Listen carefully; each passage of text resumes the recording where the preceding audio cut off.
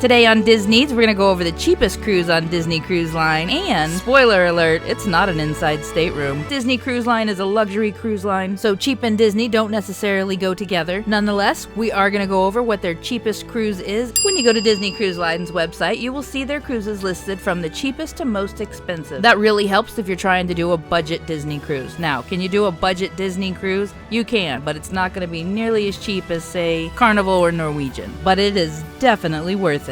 Now, typically, your cheapest cruise on the first 4 ships is going to be approximately $1,300 for a 3-night cruise. And we are figuring this for 2 adults. When these first come out, there's about a $400 difference between inside staterooms and verandas. Their newest ship, the Disney Wish, their cheapest 3-night is probably about $2,100. Also, they only have 3 and 4-night cruises, so those prices are a little higher. It's definitely a big jump. That ship is brand new and it's completely different. That's why it's in its own class. But today we're talking about the cheapest cruise on Disney Cruise Line, and this one happens to be on the Disney Wonder. That is our favorite ship, so of course I'm excited to see this. This is a 3-night Baja cruise from San Diego. I just did a quote for 2 people. It sails in January, the 20th to the 23rd. It'll have 1 stop at Ensenada and 1 sea day, and the cheapest price for that 3-night Baja cruise is approximately $1,000. If you take a little closer look at the stateroom prices, you will see that the inside stateroom is approximately $1,200. The Ocean View, approximately $1,100, just to keep it easy with numbers. But the veranda is approximately $1,000, $180 cheaper than the inside stateroom. What? For the same trip. And for the sake of comparison, if you have 4 people on this cruise, 2 adults and 2 tiny humans,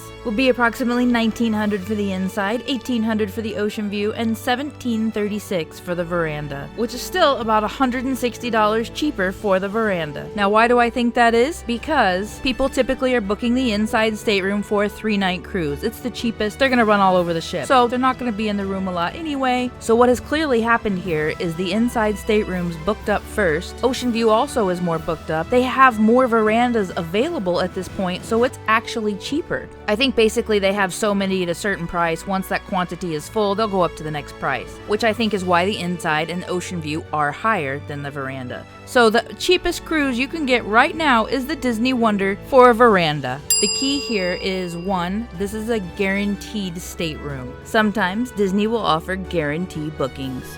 This category will be labeled VGT. This is their veranda stateroom guarantee category. These guarantee bookings mean that you book a stateroom without actually choosing the exact location of the stateroom as you normally would. But you're guaranteed to be assigned at a later date a stateroom in that category or better. But you just won't know which one it is until a little before your sail date. And of course, that makes you wonder, which types of verandas are there? The best view is going to be on the standard veranda, which features an open-air balcony skirted by an acrylic wall, allowing for a full view of the horizon even while seated. The White Wall Veranda offers open-air lounging with a solid wall from the deck to the railing. Most of these staterooms are located in the aft portion of the ship, and the Navigator's Veranda is enclosed for greater privacy while still affording a stunning view and sea breezes through a large open-air porthole above the railing. We absolutely love the standard veranda. I have heard that sometimes people with tiny humans might prefer that Navigator's Veranda, or maybe not a veranda at all, depending on your comfort level with them. Also, with a guaranteed stateroom, you do have to pay in full when you book. So one of the dynamics of getting these cheaper cruises sometimes, especially closer to sail date, is that they do have to be paid in full and they are non-refundable. One other kind of fun thing, if you really want to do a cheapest concierge, which obviously is not cheap, you can go in there and look at just the concierge prices. You're really going to have to kind of look at that. But that can be a way to experience concierge for a little bit lower price. For example, this one is $2,500 for the concierge. Make sure you look at these details, because who doesn't want a veranda for a lot cheaper?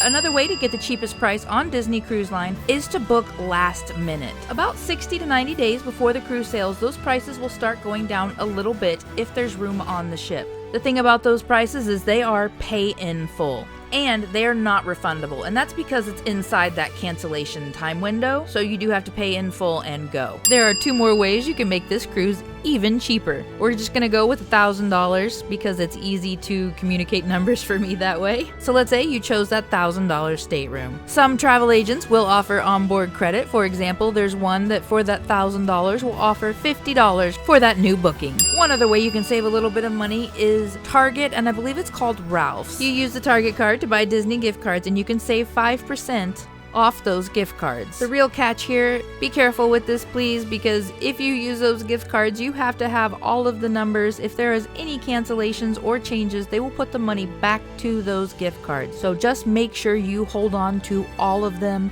I suggest a spreadsheet listing what you've paid where, and you can combine them, so it's a whole thing you can look into. But if you have a $1,000 cruise and you get 5% off of it, obviously that's $50. So between the onboard credit from the travel agent and the 5% off from Target, you would save $100 on that $1,000 cruise. So now their cheapest cruise is $900. Okay, well $914 to be specific. Also within this cost, you do need to add the gratuities. That's $14.50 per night per stateroom guest. For 3 nights, that's approximately $44 per person, and the money you've saved has just paid for those gratuities. It's not always worth it to do those details if you don't want to work with a travel agent, or you don't want to do the gift card thing where you have to keep track of them all.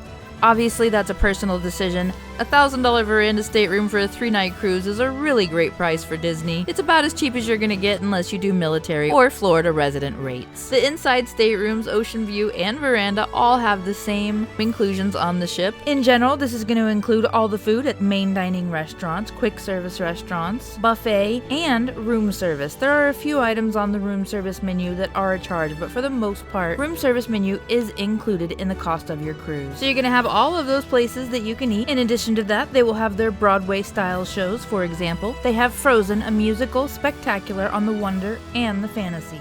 Be enchanted as the magic of Frozen springs to life before your eyes in the musical extravaganza inside the Walt Disney Theater. If for some reason you don't make it to the theater, you can often watch them in your stateroom, but sometimes the picture just doesn't work, so I do highly suggest going to see those in the theater. They are fabulous, absolutely Broadway caliber shows. And of course, they have the youth clubs from your tiny humans in the nursery all the way up to teenagers 17 years of age. They also have plenty of adult-specific areas. The Quiet Cove will have the Cove Cafe and the adult-only pool and hot tub on all 4 of the first ships. And then the Wish is just a little bit different. And then, of course, they also have water slides, character shows, character meet and greets, fireworks at sea to cap off your pirate night, and a whole lot more. And to save on your next cruise while you are on board, you'll want to do an onboard booking. You can just make a deposit of $250. You don't even have to select the cruise yet. And you'll save 10% off that cruise, as long as you sail within the 2-year time frame.